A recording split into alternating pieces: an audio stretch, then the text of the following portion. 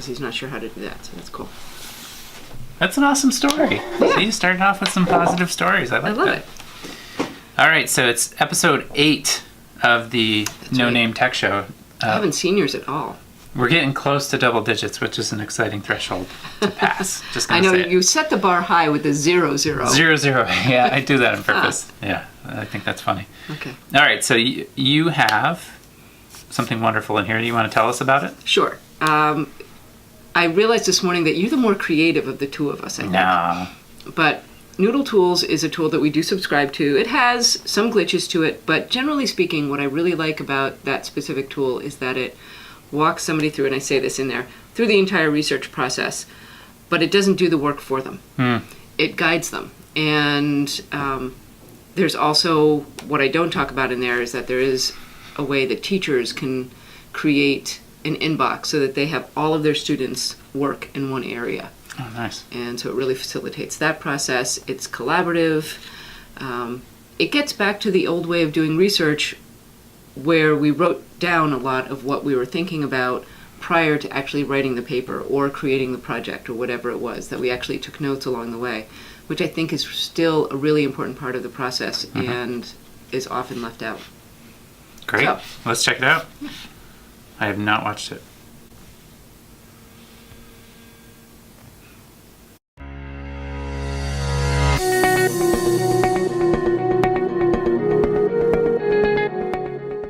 this week I'm going to review Noodle Tools, which is a citation and research assistant tool that we do subscribe to. What I really like about Noodle Tools is it walks everyone through the process of research from beginning to the final project.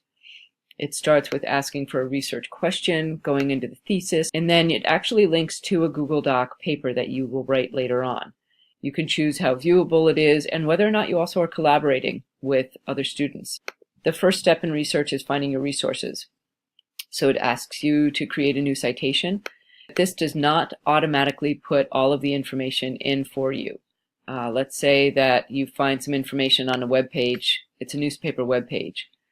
It will actually ask you to copy and paste the information in from the website. I prefer this over other online citation tools that automatically cite the resource for you because they very often make mistakes. And when you have all of your resources done, you are ready to export it, and you can export it in a number of ways. For our school, we'd probably choose print or export to Google Docs, and it formats your bibliography using all the correct punctuation, font style, and everything. Moving on to the note card taking. The note card taking tool of EasyBib is awesome. It does ask you to link to one of the resources you've already cited. That way you don't have to try and remember later, oh wait, where did I get that information from? It does prompt you for a direct quote, and you can put that right in this first box here. And that is really helpful because you want to know the exact information that you started with. And then over here, you're going to paraphrase. Here's the really important part. It's actually going to ask you, what does that make you think? What do you wonder? What do you need to follow up on? It's going to prompt you to pose some new questions and bring your research to the next level. When you're done with your note card, you're going to save and close. And soon you'll see this area start to populate with note cards. You can then stack them and sort them so that you start to see trends in your research. You can then take those note cards and drag them over here into the outline form, and so that you start seeing paragraphs form, and you can start to organize your paper before you even start typing it. So how do you get to Noodle Tools? You can get to it through your Google Apps. You can also go to my library page, and under Research, click on Noodle Tools. And I've posted some resources here.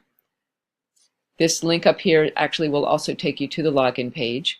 I've created a couple of slideshows to walk people through creating an account the first time. There are a few extra steps. After that, here's another slideshow with an overview for how to cite your sources, taking notes, organizing your notes, and then writing your paper. Please see me if you have any questions. Thanks.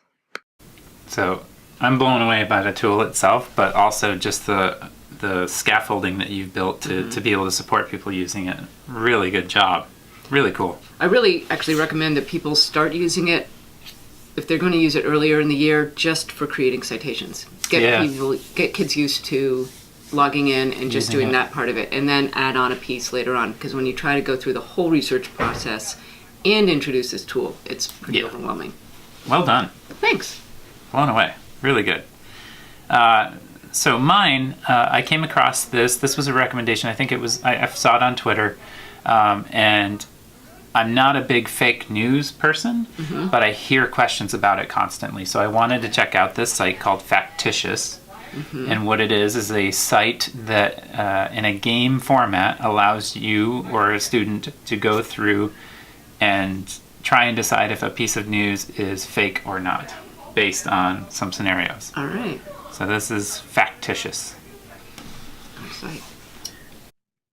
Hi, I'm going to talk to you about a site called Facticious. It was featured on Free Technology for Teachers, Richard Burns' site. I suggest you check that out. But this is a website that is known to help you practice identifying fake news.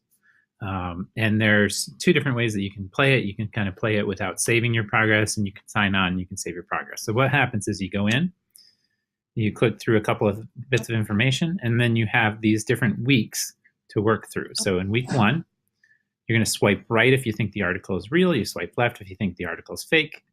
And you get to practice identifying fake news. Round 1, 35-year-old man sues his mother after being evicted from basement of her home. Read through the article. I'm going to say fake. I got it right. Man allegedly changed bars, cable TV package to watch Arizona Wildcats game. I'm going to say it's true. Yep.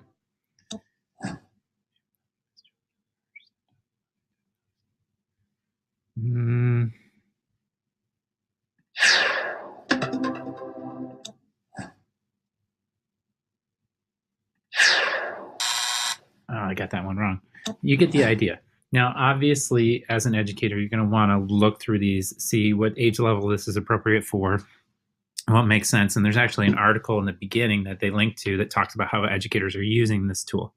But I think it's a great thing that people will resonate with, that will resonate with people. I've heard a lot of conversations about how to have students practice looking for fake news. And I see a lot of homemade things that we're doing, but maybe this would be useful and efficient and fun and could give you some new information to use. So check it out, Facticious. Is what I've seen people do is generate their own fake news article and talk about that. What I haven't seen a lot of is a comparison of real versus fake. True. And so I kind of like the concept of this website.